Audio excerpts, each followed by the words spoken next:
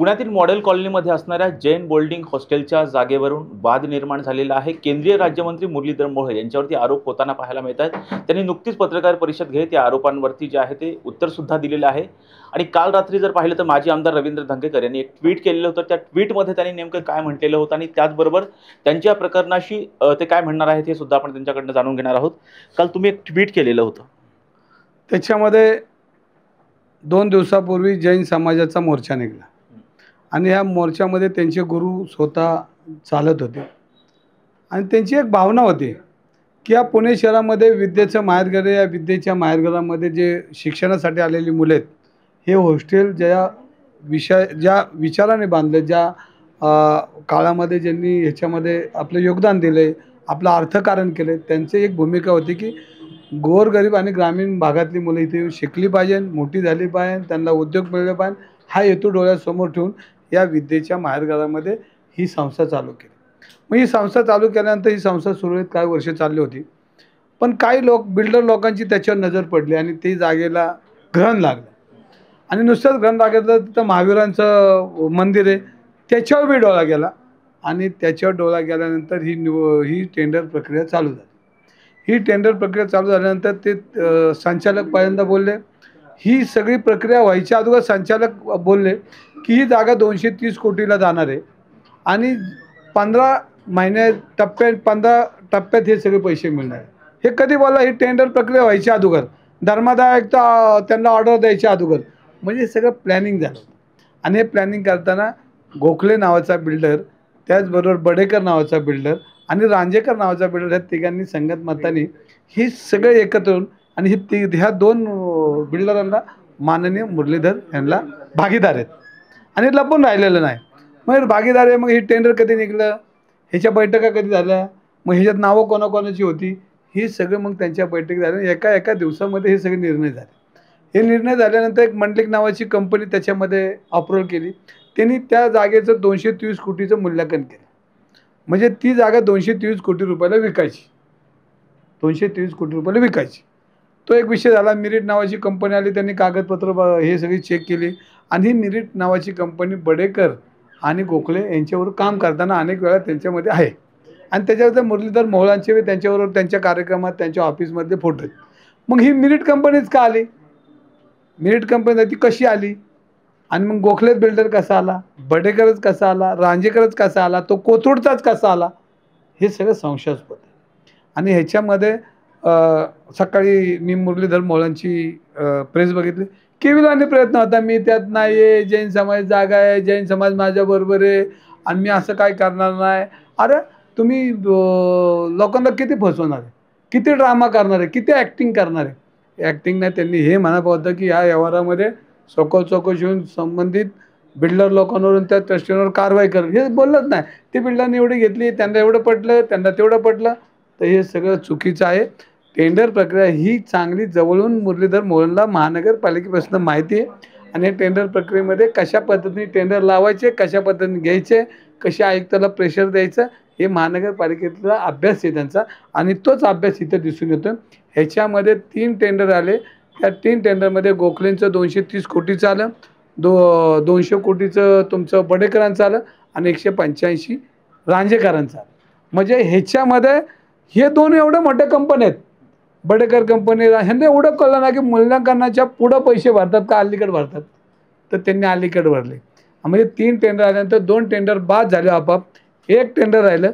मग मला धर्मदाय आयुक्ताच्या बी लक्षात आलं नाही का की आपण 3 टेंडर काढले, मग 1 टेंडरलाच मान्यता कशी द्यायची, तर त्याला मुदतवाढ दिली जाते। ही टेंडर प्रक्रियेची पद्धत आहे आणि ही पद्धत न वापरता साठवलोट करून मुरली मोहोळांच्या आशीर्वादाखाली हे सगळं प्रकरण, हे जागा हडपण्याचं काम जैन समाजाच्या लक्षात, मला मागच्या 15 दिवसापासून जैन समाजाच्या काही लोकांचे मला फोन येत आहेत, दंगेकर आता ही वाचत तुम्ही फोडा। मी म्हणणार अरे मी बोललो की त्यांना असं वाटतं की मी राजकीय बोललो, मी वेडा आहे, मी डिफॉल्टर आहे, वैफल्यग्रस्त आहे, हे मला ऐकावं लागतं। पण आता मी म्हणलं तुमच्यासाठी हे सगळं मला ऐकावं लागणार आहे। पण विद्येच्या माहेरघरामध्ये जर विद्येची चोरी होत असेल आणि जर जागा कोण खात असेल तर त्याला विरोध करणं माझं कर्तव्य आहे। मी भारतीय जनता पार्टी म्हणून बोलत नाही, ही विकृती बोलतोय। आपल्याला माहीत असेल कलमाडी साहेबांवर जेव्हा आरोप झाले तेव्हा काँग्रेसने राजीनामा घेऊन त्यांच्यावर कारवाई केली, यांच्यावर बी कारवाई करायची, दूध का दूध पाणी का पाणी होईल। पण याच्यामध्ये जर चुकीचं वागला तर पुणेकर तुम्हाला माफ करणार नाही. ठीक आहे, तुम्ही निवडून आला, मग ते पराजित झाले दंगेकर, ही लोकशाहीची भाषा येत नाही. मी काय ह्याच्यावर तुम्ही बोलले, जे काय करायचं ते तुम्ही केलेत, पण तुम्ही ज्या पद्धतीने बोलताय ती पद्धत तुम्ही बिल्डरची बाजू घेताय. म्हणजे मी नेहमी म्हणतो, ज्याचा राजा व्यापारी त्याची जनता भिकारी. आता आमचा राजा हा आहे व्यापारी, हा आहे बिल्डर, कारण त्याला मलबार हिलचे भाव त्यांनी सांगितले मगाशी.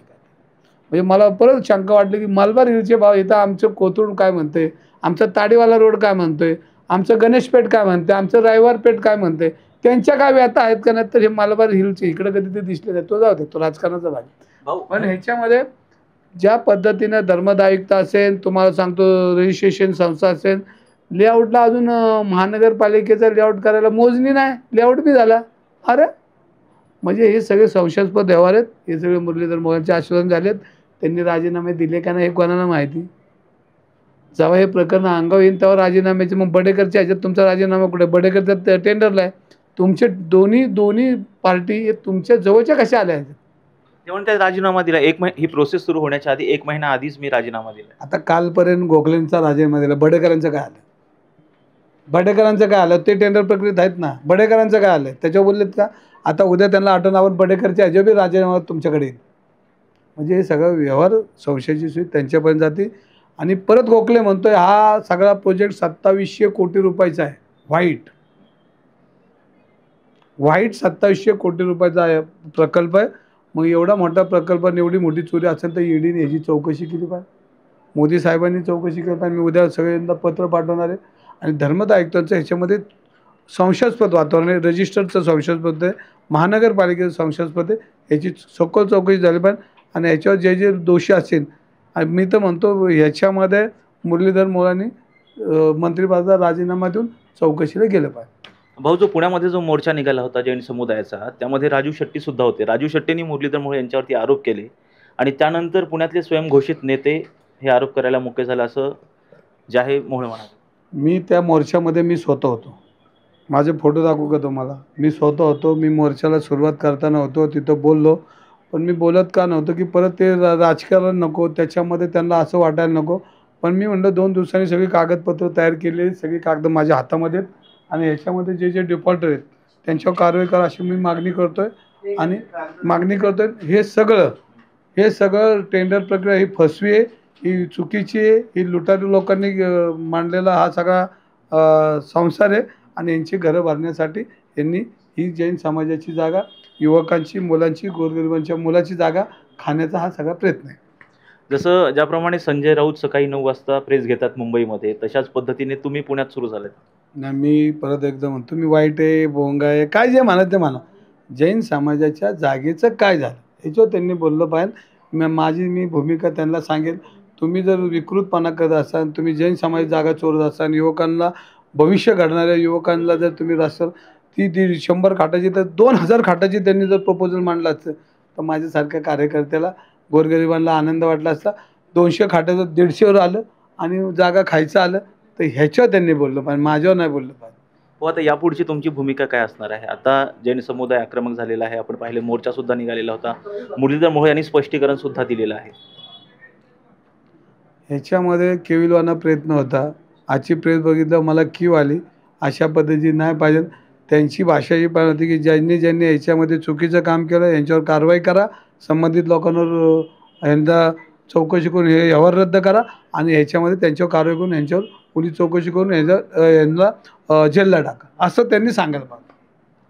हे होते माजी आमदार रवींद्र धंगेकर. पुण्यामध्ये मॉडेल कॉलनी परिसरामध्ये असणाऱ्या जैन बोल्डिंगच्या जागेवरून जो वाद निर्माण झालेला आहे, ज्यावरती मुरलीधर मोहोळ यांच्यावरती आरोप होत आहेत, यावरती रवींद्र धंगेकर यांनी सांगितलेलं आहे की या प्रकरणामध्ये जेही दोषी असतील त्यांच्यावरती कारवाई व्हायला पाहिजे. त्याचबरोबर मुरलीधर मोहोळ यांची तक्रार मी नरेंद्र मोदी, अमित शहा आणि देवेंद्र फडणवीस यांच्याकडे करणार आहे. व्हिडिओ जर्नलिस्ट हर्षद मुजुमदारसह राजरत्न जोंधे, टॉप न्यूज मराठी, पुणे. आता जोकासु STP या अत्याधुनिक जॅपनीज तंत्रज्ञानाने सुसज्ज, quick installation, energy efficient, noiseless blowers, low maintenance या आणि अशा वैशिष्ट्यांनी परिपूर्ण जोकासू एसटीपी तंत्रज्ञान प्रकल्प उभारणीपासून ते विक्री पश्चात समाधानकारक सेवा देणारी भारताबरोबरच परदेशात देखील प्रकल्पांची यशस्वी उभारणी करणारी company Deccan water treatment private limited.